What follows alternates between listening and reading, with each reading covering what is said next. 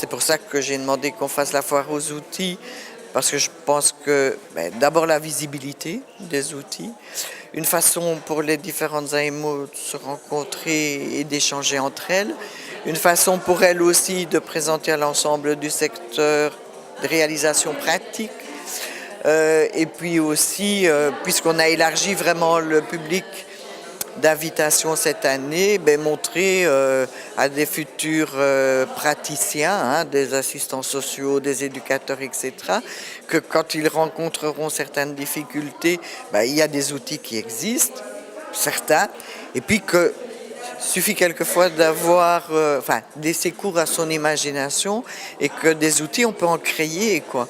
Et que si on arrive bien à cerner les difficultés, on peut peut-être tous ensemble créer les outils pour y répondre. Mais simplement que je serai plus informé sur les missions des AMO et que pendant mon stage en PMS, par exemple, je pourrais mettre en place une action de sensibilisation dans les classes. Et tu voudrais sensibiliser par rapport à quelle thématique? Par exemple, la violence ou l'estime de soi. Ici, je trouve ça très intéressant. Donc, c'est vrai qu'en primaire, les enfants ne s'estiment pas toujours bien. Donc, voilà. C'était bien organisé, avec des petites choses, un peu pour attirer les étudiants et venir voir ce qu'étaient les AMO. Mais je trouve que c'est mieux des ateliers plutôt qu'une conférence de 2 heures où on entend quelqu'un qui parle. Je pense qu'on apprend mieux, on retient plus quand on voit des gens qui parlent de leur expérience plutôt qu'une personne qui parle comme ça, juste avec un micro devant tout le monde.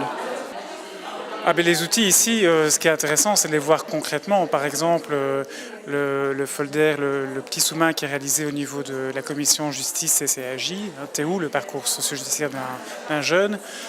Au niveau de mon service, ce sont des demandes de projets qui arrivent, mais sur forme papier, et donc on ne se rend pas compte de ce que ça peut être. Et ici, on peut voir concrètement ce qu'il en est. Après, ça reste un premier contact. Il faut aller plus loin dans l'évaluation des outils. C'est pas aujourd'hui sur des brèves rencontres comme ça qu'on peut vraiment se faire une idée complète des effets, mais enfin, ça donne déjà un aperçu de ce qui se fait.